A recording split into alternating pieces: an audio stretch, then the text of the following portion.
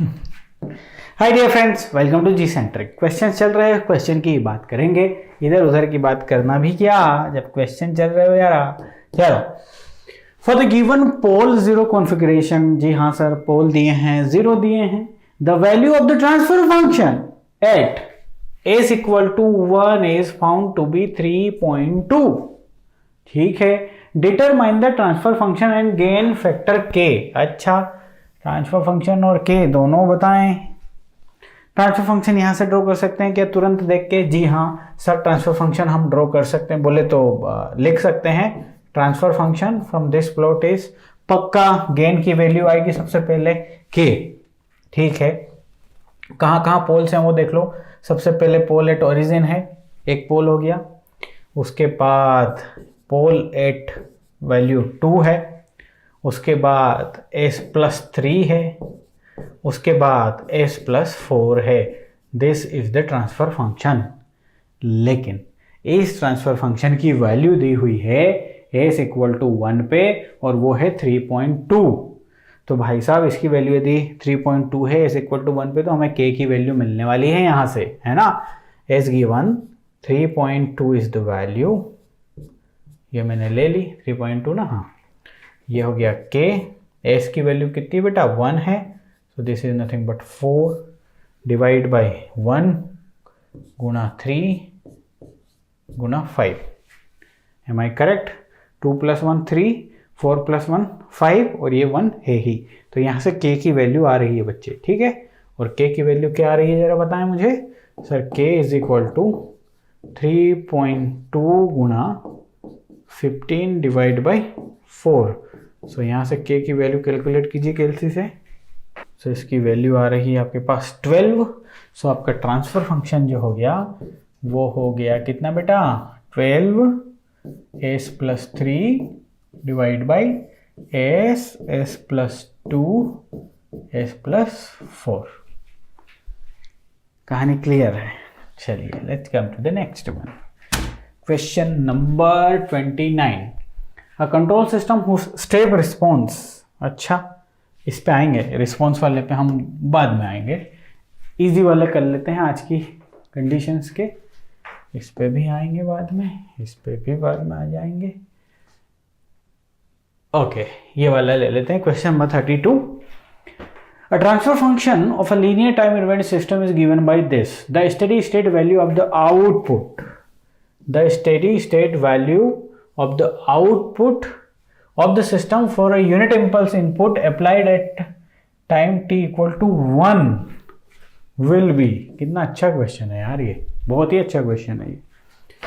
अच्छा सर, बहुत अच्छा क्वेश्चन है, तो फिर करके दिखाइए। देखो, सिस्टम दे दिया उन्होंने आपके पास, लिख लेता हूं मैं सिस्टम जल्दी से fast. 1 divide by s² + 3s+2। Okay, the steady state value of the output of the system for a unit impulse applied at t equal to, okay. So यहाँ पे इनपुट जो है वो del-1 है। t इक्वल टू 1 पे applied है, t equal to 0 पे नहीं, ठीक है। तो स्टेडी स्टेट वैल्यू पूछा गया है। So this is the c of s we are getting over here, c of s, है ना। ठीक है, तो स्टेडी स्टेट के लिए इसका टाइम इक्वेशन फाइंड करने की कोई ज़रूरत नहीं है। First find c of s, और c ऑफ s क्या होगा बेटा? 1/s² + 3s+2 गुणा इनपुट का लैप्लास ट्रांसफॉर्म, और इसका क्या हो जाएगा? e⁻⁻s गुणा 1 e⁻⁻s का मल्टीप्लिकेशन भी होने लगा है यहाँ पे। ओके सर, इतना हो गया। अब आपसे डायरेक्टली पूछा गया है steady state value. So limit s tends to 0 s गुणा c ऑफ s, यस और नो। सो आपने करना है s गुणा e⁻⁻s divide by s² + 3s+2। s की वैल्यू रख दीजिए 0। So you will get the value of c infinite. समझ रहे हैं बात को? तो इसकी वैल्यू क्या आ गई देखिए जरा, अच्छा, एस की वैल्यू 0 पुट करोगे और डायरेक्टली कहानी ख़त्म हो जाएगी. This is nothing but the 0. So answer is c infinite is equal to 0. Do we have the option? Yes. Here of the option. Question number 32 is over. कुछ mistake तो नहीं है? बिल्कुल कतई मिस्टेक नहीं है हमारी. ठीक है sir. C of S is perfectly correct ना? हाँ. क्या है? Unit impulse input. ठीक है. Fine. Let's come to the next one. ये आ जाइए जरा. Question number 33. As shown in the figure, a negative feedback system has an amplifier of gain 100 with plus minus 10% tolerance है इसका. फॉरवर्ड पाथ जो है 100 plus minus 10%. Okay, the forward path and the attenuator of the value 9 by 100 in the feedback path. The overall system gain is approximately. अच्छा जी, और all system gain इस बताइए. इसकी tolerance limit दे दी है. देखो प्यारे बच्चे, निकालने का बड़ा आसान तरीका है. Forget about the tolerance. So T की वैल्यू क्या होती है भाई? ट्रांसफर फंक्शन होता है 1 plus this sir, for the close loop control system having negative unit feedback. ठीक है. So this is nothing but 100 divide by 1 plus 9 by 100 गुणा 100. So this value is nothing but the 10. Transfer function की value तो 10 आनी है भाई साहब, और वो इसमें भी है, इसमें भी है, इसमें भी है, इसमें भी है. अब सारा खेल सिर्फ और सिर्फ किसके लिए बचा है? आपकी परसेंटेज के लिए, है ना. तो देखो जरा, परसेंटेज को करने के लिए आसान तरीका आपके पास ये है कि ये 10% का यदि टॉलरेंस हो रहा है तो किस में हो रहा है? पाथ गेन में. सेंसिटिविटी आप देखे थे कि नहीं, कि ओवरऑल टी में कितना होगा यदि जी में कुछ परिवर्तन हो रहा है तो that is 1 plus G H. ये हमने देखा था, फार्मूला निकाला था सर. ठीक है. ओके, तो 1 प्लस जी में कितना परसेंट हो रहा है बेटा? ओ सॉरी, क्या गलती हो रही? हाँ, गलती ये हो रही है कि वेट अ मिनट,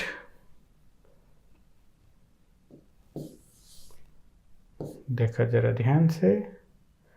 इसके यहाँ से आपको तो डेल टी बाई टी चाहिए, और ये है आपके पास del G by G divide by 1 plus G H.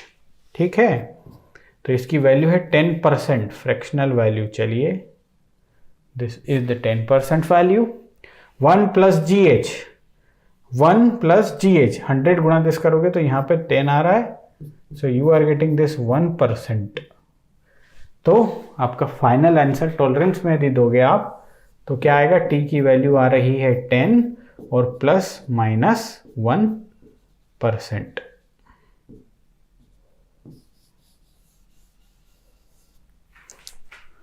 समझ गए?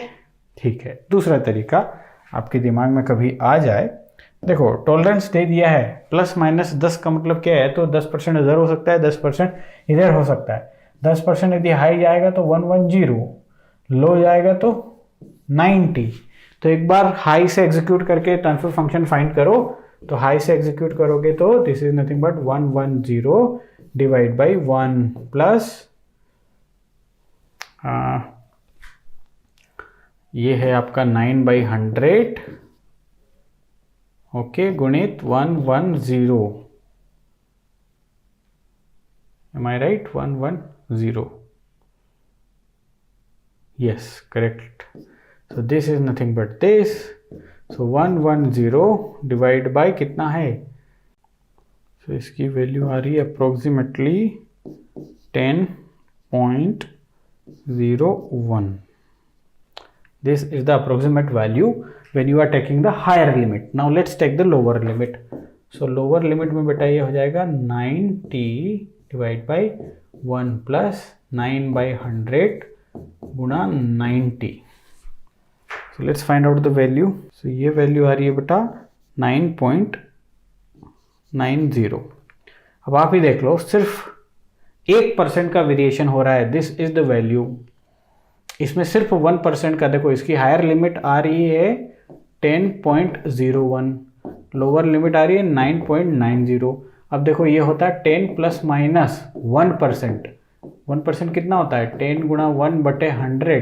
सो this is nothing but 0.1। Yes 0.1 और दिस यस ये 0.1 ही तो है राजा। 0.1 हाँ, दिस इज ऑल्सो 0.1। तो क्या दिक्कत है? कोई दिक्कत नहीं है सर, 1% इज द करेक्ट बात है। ठीक है, ये 0.1 यहाँ आएगा 10.10।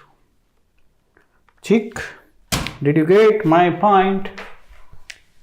समझ गए? दोनों तरीके से आप दिमाग लगा सकते हैं। सेंसिटिविटी तो पढ़ ही चुके हैं, और देखते हैं जरा, आएंगे इस पे भी। लल्लू लल्लू वाले पहले कर लेते हैं। ठीक है, ये आइए जरा, लिखा हुआ है the response of the system G of s equal to इतना। ठीक है, to the input to the unit step input is this. The response of this system to the unit step input is yt। ठीक है sir, समझ में आया हमें आप जो कहना चाह रहे हो। The value of, इसने पूछा है dy by dt at t equal to 0 plus is। yt की वैल्यू नहीं पूछी इसने, dy by dt की वैल्यू पूछी है। तो एक काम करते हैं ना, हमारे पास सिस्टम दिया हुआ है, उससे आगे बढ़ने की कोशिश करते हैं। हियर इज द सिस्टम, और सिस्टम जो दिया हुआ है वो है s-2 divide by s+1 s+3 बराबर।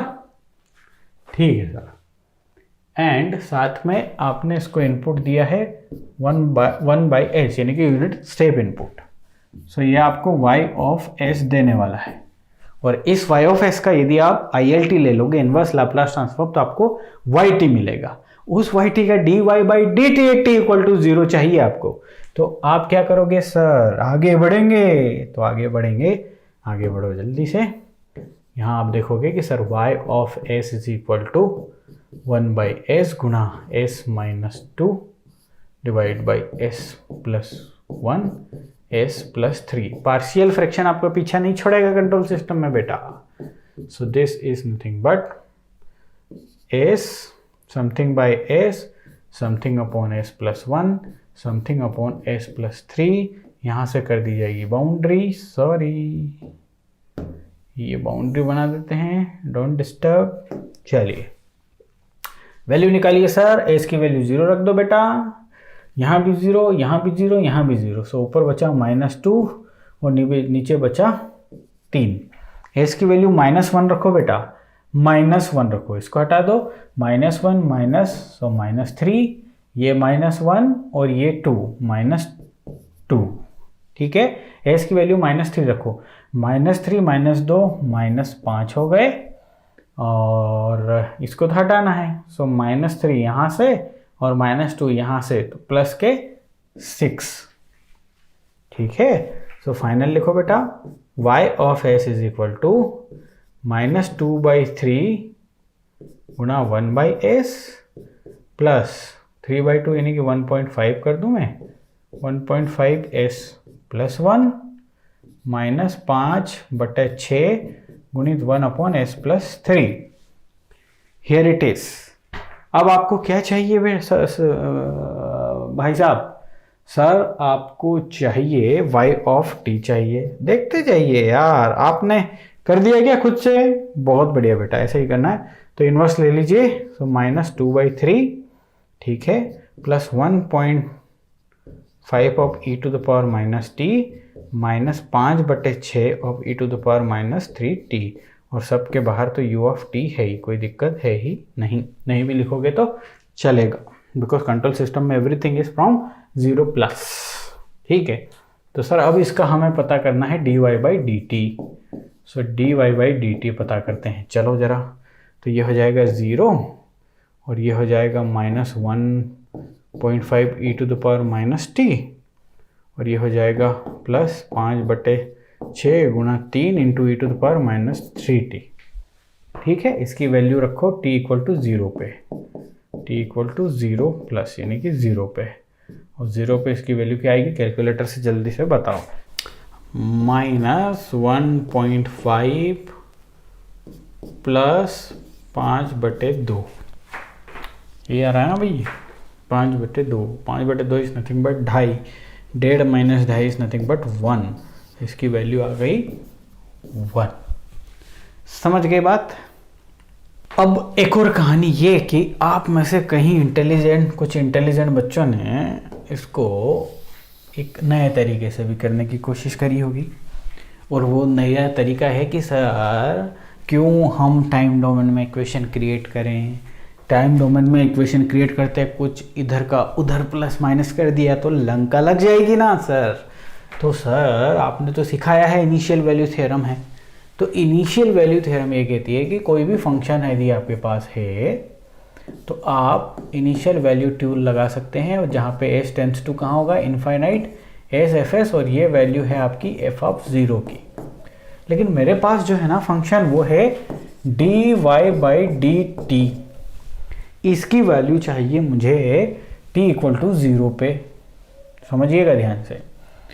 सपोज मान लो ये एक फंक्शन है ft, इसकी चाहिए आपको वैल्यू 0 पे, यानी कि f(0), तो वो क्या हो जाएगा बेटा, limit s tends to 0, sorry s tends to infinite इस फंक्शन का f(s), मतलब इस फंक्शन का f(s) और इसका f(s) क्या हो जाएगा, एक तो s और इस फंक्शन का f(s) क्या हो जाएगा, s गुणा y(s). Yes or no? This function belong to f(s) belong to dy/ds। y गुणा s गुणा y(s), यही तो होता है। लाप्लास जब करोगे तो हाँ सर, अच्छा तो ऐसा करना पड़ेगा। तो आपके पास y(s) है, ये रहा y(s), सब कुछ है, तो फिर जब ये क्यों करना, करके देखते हैं जरा क्या होगा। Sir limit s tends to infinite, ये होगा s गुणा y(s) है आपके पास s-2 divide by s+1 s+3। ठीक है बेटा, तो ये एक s से एक चला गया।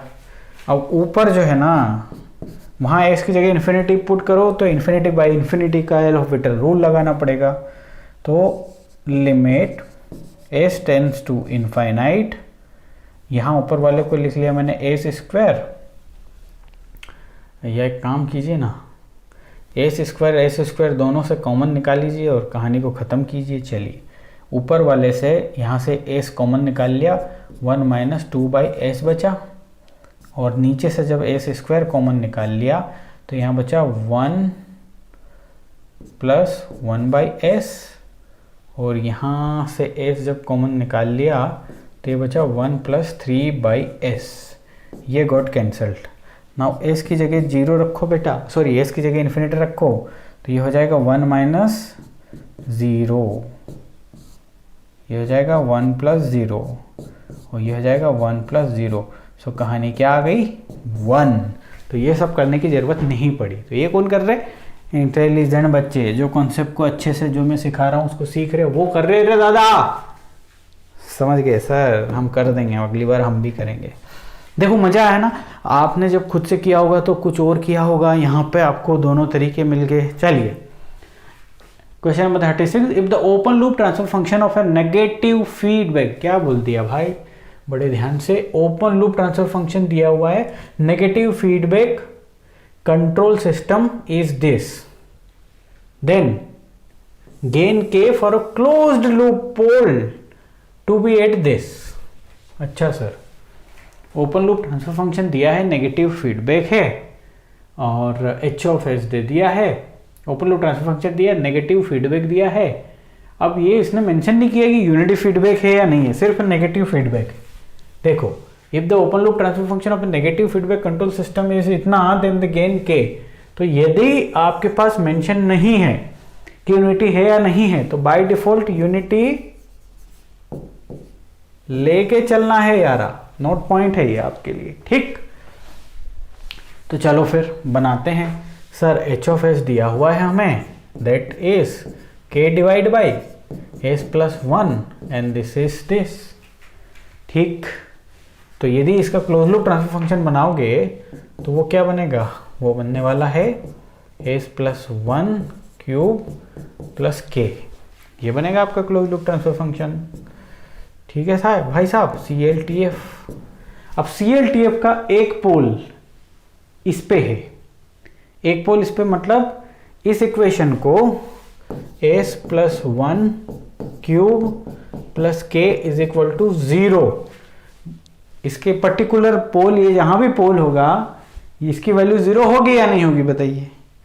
पोल वही वैल्यू है ना जिसके लिए ये इनफाइनाइट हो जाए, इस वैल्यू पे पोल है, मतलब उस पर्टिकुलर पॉइंट की वैल्यू यदि इसमें रख दी तो 0 आ जाएगा। 1/0 is the infinity definition of pole. तो चलिए s की जगह रखते हैं हम -1/2 प्लस j√3/2 प्लस 1 और उसका cube plus k is equal to 0।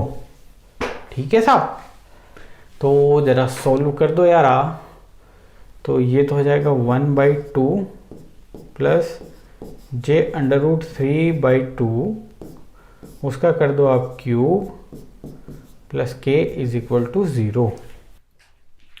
चलो तो भैया ये फार्मूला इसमें लगा देते हैं यार, मैथमेटिक्स से काम करते हैं, थोड़ा इजी कर देंगे। 1/2 और ये सारी कहानी नहीं करेंगे, LCM ले लेते हैं। तो यहाँ बचेगा 1 प्लस j√3 उसकी पावर 3 और यहाँ से 8 माइनस 8k बन जाएगा। अब इसको करना थोड़ा इजी रहेगा, वो 1/2 या √3/2 वाला करता तो कहानी गंभीर हो जाती। सो दिस इज नथिंग बट 1 का क्यूब प्लस इसका क्यूब करोगे तो कितना आएगा बेटा, j² -1 और minus j, so this is nothing but -j और इसका हो जाएगा 3√3। ठीक है सर, मंजूर है सर। प्लस 3ab, तो 3ab is nothing but this in bracket 1 plus j√3 बराबर -8k, है ना बेटा। तो आपको एक बात तो दिख रही होगी, ये वाला टर्म इससे कटने वाला है, ये 1 से मल्टीप्लाई करेगा और कट जाएगा, यहाँ बचेगा 1 और इस वाले टर्म का इधर से मल्टीप्लाई करोगे तो j का j में -1 आ जाएगा, माइनस का साइन आ जाएगा और 3√3 तो 3 गुणा 3 आ जाएगा, 9 आ जाएगा, right. So this is nothing but 8k minus कहानी ये आ गई आपकी -8 is equal to -8k। So k की वैल्यू बड़े धूमधाम से आ रही है 1, धूमधाम से 1। सो बेटा गेट एग्जामिनेशन में चीज़ें एकदम आसान है, लेकिन क्या होगा, क्यूब लगाने में कहीं गड़बड़ कर दी तो गड़बड़ आंसर कर सकते हो। छोटी छोटी चीज़ों का ध्यान रखना पड़ेगा। ठीक है, क्या एक और क्वेश्चन ले सकते हैं हम आपके इस सेशन से पहले? आई थिंक अब हम नेक्स्ट सेशन में मिलेंगे और ये बड़े बड़े क्वेश्चंस देखेंगे, है ना। हाँ, इस सेशन में तो नहीं करवा पाऊंगा मैं। अब अगले सेशन में मिलेंगे और इन क्वेश्चंस को क्रैक करेंगे। Bye bye.